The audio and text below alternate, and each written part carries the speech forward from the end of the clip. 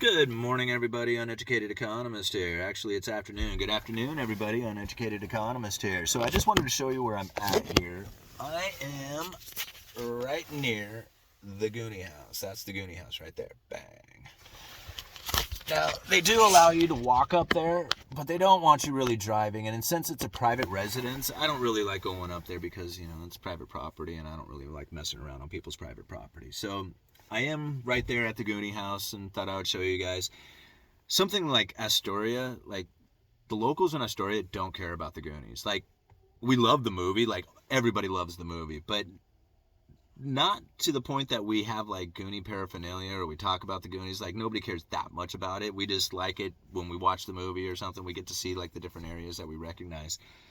And we do have like the Goonie house up there that, a lot of times people who are new to the area want to go see it. So it's kind of fun. But anyhow, wanted to talk about this Mohamed El-Erian interview that I was just watching. And it's funny listening to a lot of these economists because they talk in such a way that is just so confusing and very like, it's like a language all their own. Like, if you aren't already kind of understanding of what it is that they're saying, it is very difficult to try and wrap your head around what it is that they're talking about. So in this interview, he's talking about three things. Mohamed El-Erian is talking about three things that he feels needs to take place in order for the economy to progress forward. And now, one of these things that he was talking about is monetary tightening. This is something to kind of consider because it's what a lot of people said would never take place. They said that the Federal Reserve money printer go burr from here on out. Like, there is no backing off on it. And the moment that they do, the whole system is going to crash. Well, Mohamed El-Erian is saying, no, we need to actually go into some monetary tightening, reel in some of this low interest rate, low yielding world. And it's because it's causing inflation to run too hot. And that inflation is actually hurting the lower class, the very people that it's meant to support, right? When the Federal Reserve said that they were trying to support households and businesses, well, what Mohamed El-Erian is saying is that it's actually damaging to the lower class. And what happens if you run out of purchasing power? You don't get to make as many purchases. That's going to be burdensome on the economy in itself. So anyway, he was saying that the monetary tightening really needs to start taking place. And really, the Federal Reserve doesn't even need to do anything. They could just sit on their hands and let them, the U.S. Treasuries begin to mature. As they mature, just don't roll that stuff, the cash into new debt. Just basically take the cash back, and the Federal Reserve would essentially be destroying dollars by just sitting on their hands and letting the maturities or let the assets mature. So that's one way the Federal Reserve could actually go into monetary tightening by simply not even doing anything. Now, the other thing that he suggested was fiscal policy, like in order to get employment happening again, like to increase the employment, you have more government spending creating jobs. Well, I think about that. It's like, well, if you have the Federal Reserve backing off on the quantitative easing, that's going to cause the interest rates to rise. And if you go and do a bunch more government spending, that's going to become ever more burdensome on the government paying their bills, which means that they either need to take out ever increasing amounts of debt or they need to start increasing tax revenue. Either way, it doesn't seem like a very feasible outcome coming from that. It doesn't seem very beneficial, to the future if you're going to charge them more taxes or you're going to cause them to go more into debt. But then the third idea that he said is that we need to take on a, more understanding and supervisory position when it comes to the non-banking financial market. And now I got to thinking about that for a little bit because it was really a lot of people don't quite get that, the non-banking financial. Like, you have mortgage lenders that are private, and then you got mortgage lenders who are banks. And the private mortgage lenders, you have to think about it, these were the guys who pretty much caused the 2008 financial crisis to take place because they were issuing out mortgages to people who really couldn't afford them. Things have changed now. They make the rules a little more difficult as far as just being able to willy-nilly hand these mortgages out. But I'm feeling that's what Mohamed El-Erian is referring to, is this type of banking system, this shadow banking system. Because you got private mortgage lenders and then banking mortgage lenders. Well, you also have private lenders in there in general who may be lending to, say, businesses or something like that. Once these loans have been created, they could be put into collateralized loan obligations. So something very similar to the toxic assets of these mortgage-backed securities that the Federal Reserve ended up having to buy back in the great financial crisis because of all the shadow banking systems creation of these toxic mortgages, these toxic loans. Well, something very similar to that could be taking place with the companies out there, with these corporations. And this is something that we have talked about several times. I feel that if there is another great financial crisis type of situation that's going to come, it's probably going to come from the collateralized loan obligation type assets that are out there.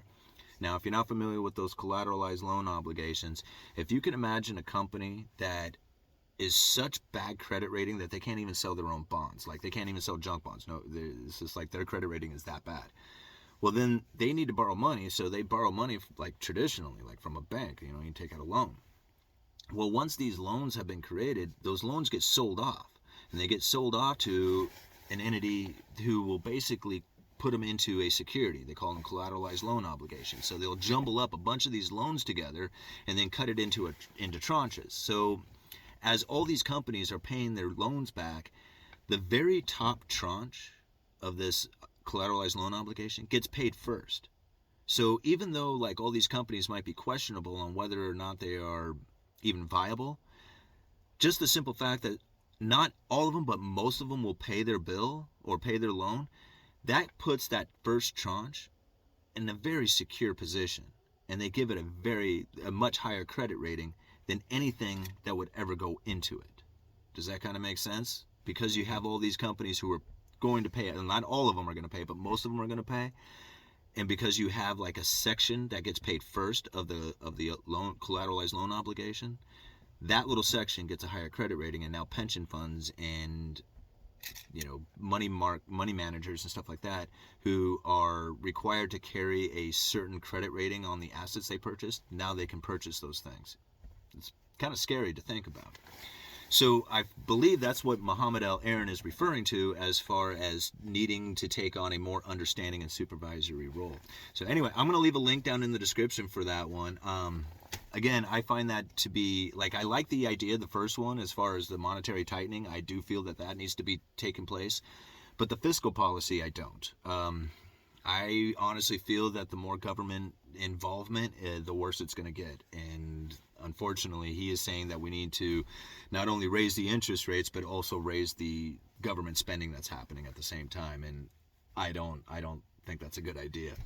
As far as the non-banking financial sector, I honestly feel that if there is trouble that brews inside of that and it begins to collapse, you let it melt. You let it melt down. And a lot of people are going to get burned. And I hate to say it, but pension funds are going to be one of those. Got to know where you have your money. You got to know where you're at. And it's unfortunate, but it's also, in my mind, a very, I don't know, it's like fakery. It doesn't seem real to me that you can have a pension fund, or at least think that you are going to have some sort of retirement that can come from collateralized loan obligations of like basically toxic companies or zombie companies, or maybe even just shitty companies. I don't know how to quite even explain it, but yet you're going to rely on your pension fund getting paid from that. Oof, that's scary.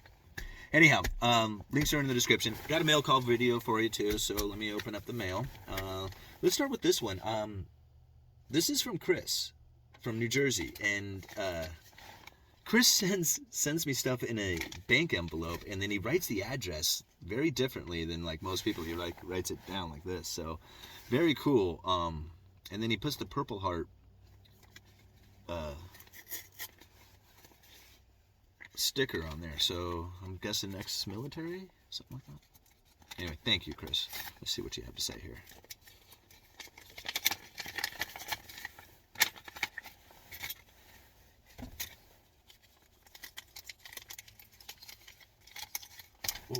Ooh, nickels. Oh, very cool. Coins. I love coins. Right on. Hello, Simon. Here is some coins. A 200 mark coin. Oh yeah, right on. From 1923. Wow, and that is very cool. All right.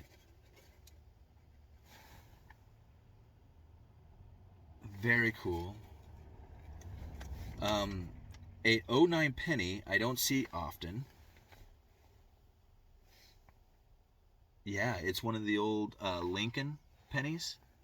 So in 09, they actually, it's pretty interesting. If you find these old Lincoln pennies, I would hold on to them, even if they're not in that great a shape, because there was 4 different pennies in 09, and then if I remember right, like they stopped making them like halfway through 09.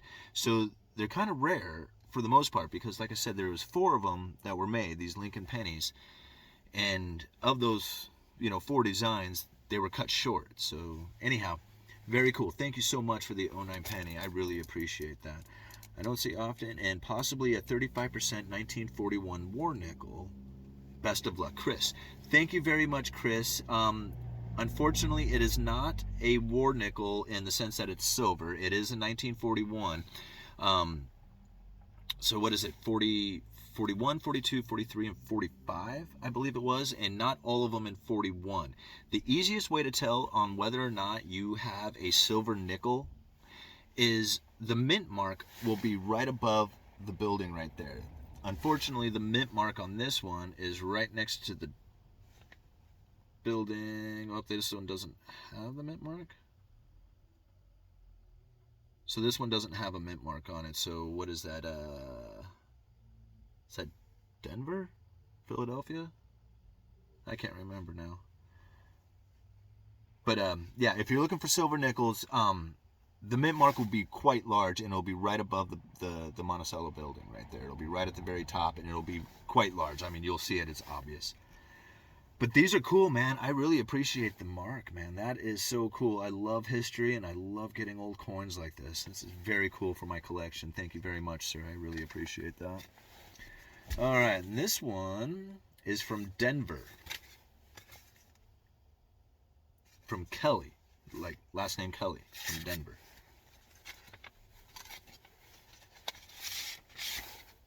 Oh, wow.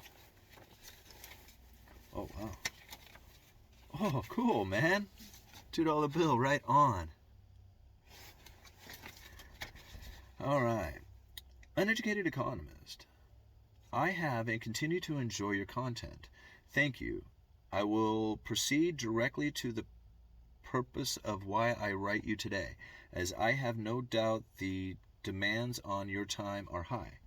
Enclosed, you will find an article which I have written and posted on my newly created Substack,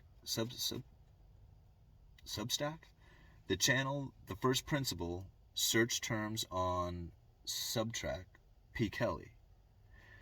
The enclosed article outlines the coming economic reality with explanatory as to why and how. You may agree or disagree. However, no matter your stance, I do hope you find the content and considerations informative. Should you, after reading this article and potentially others on my Substack, decide to share with your audience, thank you. If, however, you choose not to, thank you for your time and content. You will see there is both free and paid subscriptions once visiting the site. All meaningful content articles will be posted free. That's pretty funny that you used the meaningful part of there, because we were talking about meaningful yesterday, and obviously this had already been sent, so that's pretty cool. All meaningful content, appreciate that, will be posted free. The paid subscription will again access to deeper dives in longer format articles dealing with the same principles directly or through different topic discussions. The intent of the paid subscriptions is more for the reader to express his or her appreciation, with the added bonus of being able to interact as the community grows, as well as another level of principle and subject explorations. Once more, thank you for your time and content. Respect, P. Kelly. Okay, so subtract search term P. Kelly. Channel, the first principle. All right, well, guys, go check that out. I'm not going to read this right now because it's quite long, but I will read it and maybe give you guys an opinion on that a little later today. Thank you so much for the $2 bill. Thank you, Chris, for the coins. I really appreciate that stuff. Thank you, everybody who follows the channel and has subscribed lately. And let me see. Oh, follow me on Instagram. I gave you guys a shout out yesterday for Instagram. I'm going to do that again for a little while until we take off to Texas. And if you want to follow me in my adventure down to Texas and doing the Rebel Capitalist live event, you can follow me on Instagram. Let's see, anything else? I think that's it. All right, Uneducated Economist. You guys let me know.